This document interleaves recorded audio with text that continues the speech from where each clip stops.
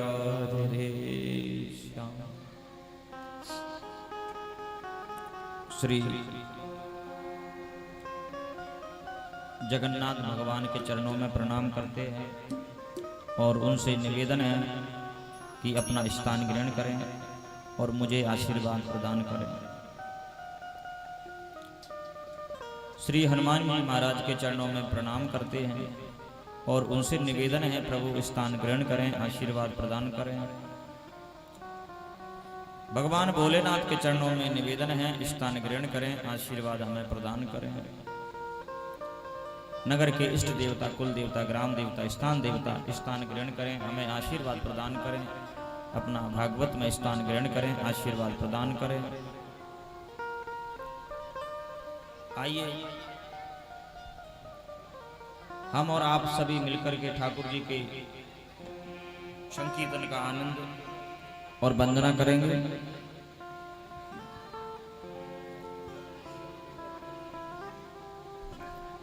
सभी लोग मेरे साथ मिलकर के भगवान का नाम गाएंगे।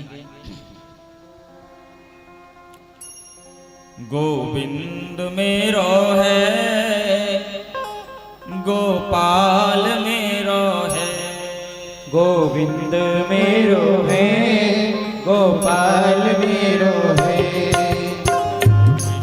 गोविंद मेरो है, गोपाल मेरो है, गोविंद मेरो है, गोपाल मेरो है,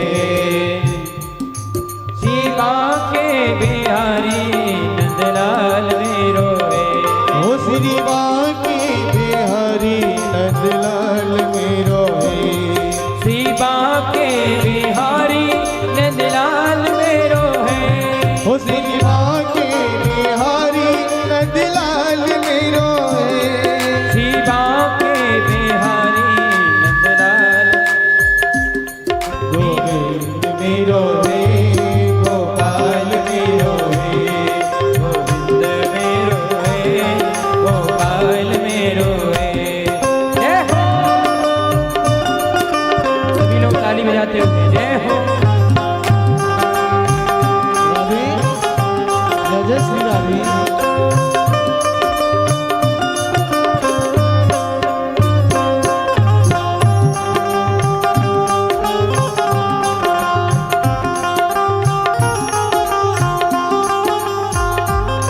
वो राधा को प्यारो नंदलाल मेरो है, वो राधा को प्यारो नंदलाल मेरो है, वो राधा को प्यारो नंदलाल मेरो है, वो राधा को प्यारो नंदलाल मेरो है, वो राधा को प्यारो नंदलाल मेरो है, वो राधा को प्यारो नंदलाल मेरो है, गोविंद मेरो है, गोपाल मेरो है, गोविंद मेरो सभी लोग गाइएगा मेरे साथ। गोपाल मेरो है, वो भक्तों का प्यारो नंदलाल मेरो है, वो भगतों को प्यारा नंदलाल मेरो है, वो संतों का प्यारो गोपाल मेरो है, वो संतों को प्यारो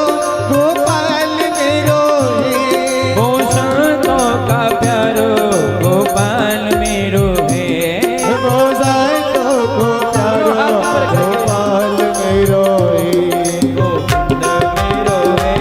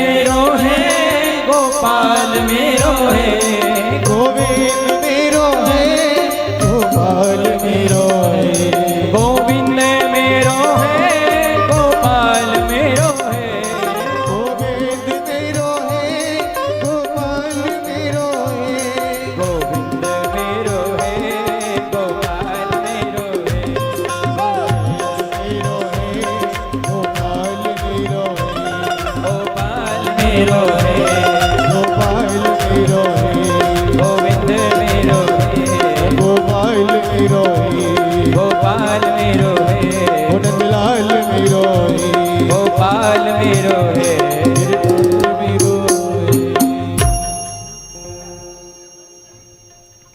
एक बार जोर से बोलो राधे।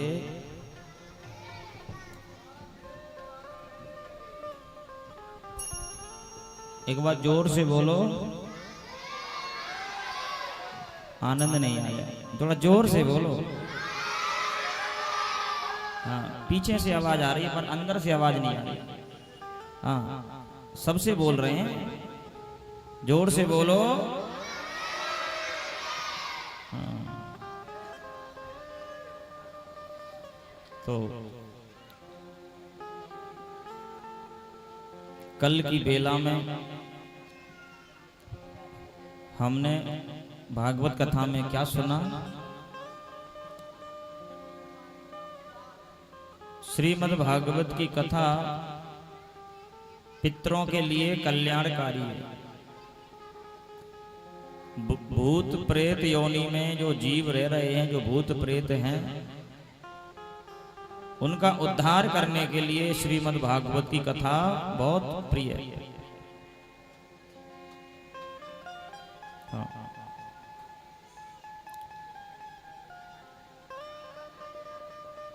धुंधकारी जैसा प्रेत योनि में रहने वाला प्रेत आत्मा और 7 दिन तक भागवत की कथा सुनी और सुनकर के भगवान की कथा और परम धाम के लिए चला गया। ऐसी पावन गंगा, ऐसी भगवान की मंगलमय कथा जिसका हम सभी लोग आनंद ले रहे हैं। आज कथा का द्वितीय दिवस है।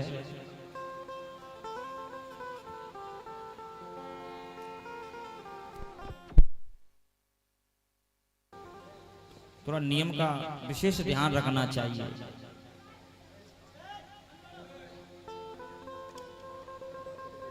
भागवत का क्या नियम है और भागवत कथा किस नियम से हमें सुनना चाहिए, यह हमको समझना चाहिए। पहला भागवत का नियम है कि कथा का जो वक्ता होता है, जो कथा सुनाने वाले जो वक्ता होते हैं, वो वक्ता ब्राह्मण होना चाहिए सब प्रथम। ये नियम है भागवत का। क्योंकि सुखदेव जी महाराज ने राजा परीक्षित को भागवत की कथा सुनाई। क्योंकि यदि हम परीक्षित बनकर के कथा सुन रहे हैं और हम परीक्षित बने हैं, तो हमें ब्राह्मण को ही कथा पर बिठालना चाहिए। यद्यपि कथा तो हर जगह हो रही है, हर समाज के वक्ता कथा सुना रहे हैं। भगवान की कथा का गुणानुवाद करना चाहिए, क्योंकि भगवान ने तुम्हें ज्ञान दिया है। परंतु कल्याण करना चाहते हो, भगवत प्राप्ति करना चाहते हो, तो ब्राह्मण को ही बुला करके कल्याण करो। तो कथा वक्ता कैसा होना चाहिए? बोले कुशलः, कुशल होना चाहिए, सहनशील होना चाहिए। दूसरा बोले कोई कामना नहीं होना चाहिए। वक्ता के अंदर कोई कामना नहीं होना चाहिए कि ये चाहिए वो चाहिए। यजमान के हिसाब से रहना चाहिए, यजमान की व्यवस्था को देख करके चलना चाहिए। देखिए कहीं तो जो है फलाहार में काम चल जाता है और कहीं जो है संतन के यहाँ बढ़िया बाल भोग मिलता है। तो जैसी व्यवस्था होती है उसके अनुकूल उसको चलना चाहिए, जैसी व्यवस्था हो वैसा। वक्ता भगवान की कथा ज्यादा से ज्यादा सुनाए, इधर उधर की बातें ना चर्चा करें। क्योंकि भगवत प्राप्ति कब होगी? जब भगवान की कथा को सुनोगे और सुनाओगे, और निश्चित कल्याण होगा। और परीक्षित का क्या नियम है? परीक्षित का नियम है कि श्रीमद् भागवत की कथा प्रारंभ होने से पहले जो हमारे व्यास जी हैं, जो कथा के रूप में जो आपको कथा सुना रहे हैं, उनको आदर के सहित उनके कक्ष से लेके आना चाहिए। महाराज जी चलो कथा के लिए। ये नहीं है कि महाराज जी अकेले उठ करके आ रहे हैं, नहीं नहीं, महाराज जी को कक्ष से लेकर के आओ। चलो महाराज, कहाँ? व्यासपीठ पर, अब हमें कथा सुनाओ। और एक आसन पर बैठ करके कथा सुनना चाहिए। परीक्षित को यह ध्यान रखना है कि मैं कथा सुनूंगा, पर जब तक हम मुझे व्यास जी का चेहरा नहीं दिखेगा तो हमें कथा का लाभ नहीं मिलेगा। इसीलिए सामने होना चाहिए, तभी प्रभाव पड़ता है। तो बिल्कुल चेहरा सामने, बिल्कुल दर्शन होना चाहिए। जब कथा पूर्ण हो जाए, जब कथा शाम को पूर्ण हो और व्यास जी जब यहाँ से उठ करके जाएं तो उन्हें उनके कक्ष तक छोड़ करके आना चाहिए। ये नियम है परीक्षित का भागवत में। दूसरा नियम क्या है परीक्षित का? दूसरा ये नियम है कि पलहार करके कथा सुननी चाहिए। क्यों कहा? क्योंकि भोजन की यदि मात्रा बढ़ जाएगी तो कथा में नींद आएगी, और भोजन करने के बाद में नशा चढ़ता है। जो नशा भोजन करने से आता है वो नशा किसी चीज से नहीं आता है। जैसे ही भोजन किया सोई नशा आ जाता है, तो फिर ना तो कथा अच्छी लगेगी, ना भगवान का नाम अच्छा लगेगा। फिर तो महाराज बिस्तर अच्छे लगेंगे कि कहीं बिस्तर मिल जाए और थोड़ा कमर सीधी कर ले। तो इसलिए भागवत में कहा है कि भोजन करो पर कम करो।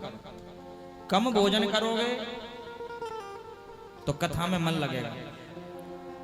और ये केवल परीक्षित के लिए नियम नहीं है, ये जितने भी श्रोता कथा सुनने आते हैं उन सब के लिए ये नियम है कि वो जो है भोजन कम करके आए। अब देखो, यहां तो तुम्हें भोजन मिल जाएगा, यहां तुम्हें रसमलाई मिल जाएगी। आ जाओ अशोक भैया। और देखो हमारे बीच में हमारे महाराज जी आ गए हैं मोती झील से, जिन्होंने मोती झील में अभी भागवत कराई, परसों विश्राम हुई है। तो वो जो है भागवत जी का और ठाकुर जी का सम्मान करने आए हैं। श्री वृंदावन बिहारी लाल की। मेरो प्यारो नंद लाल किशोरी राधे, मेरो प्यारो नंद लाल किशोरी राधे।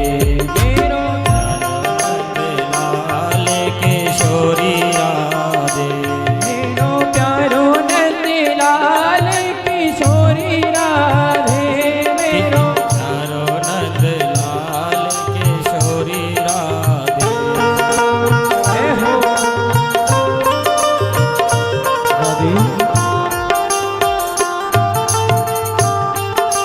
जय हो।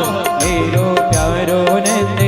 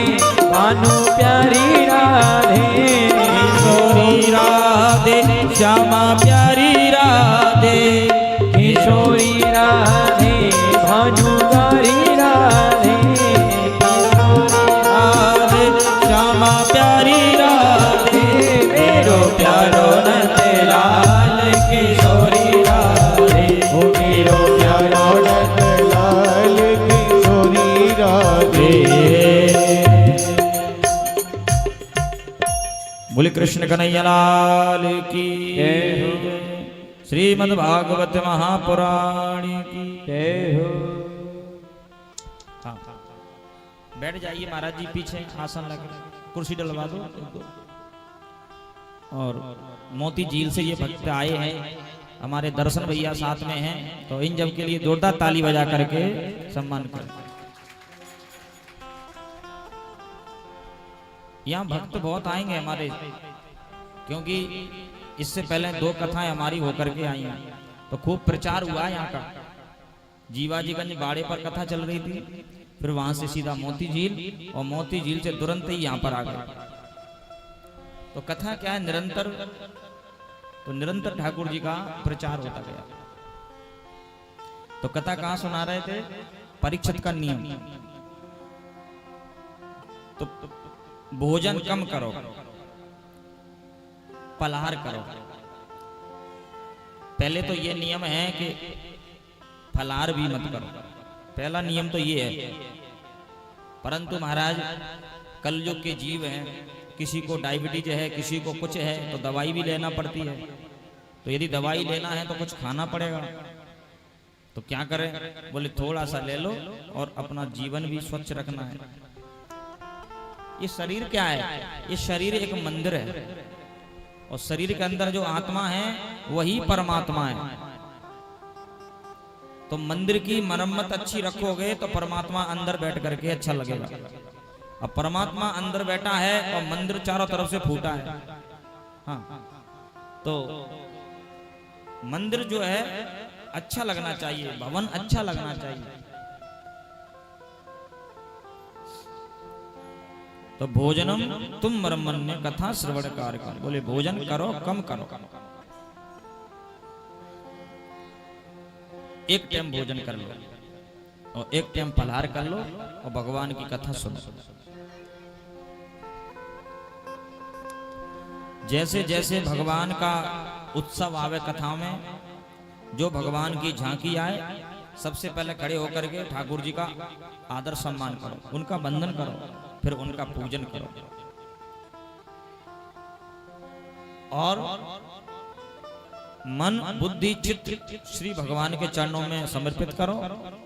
हे नाथ, तुम हमारे हैं और हम तुम्हारे हैं। तीसरा रिश्ता किसी से नहीं होना चाहिए। जब तक कथा में बैठो तो एक ही नाता होना चाहिए कि हे नाथ, हम तुम्हारे हैं और तुम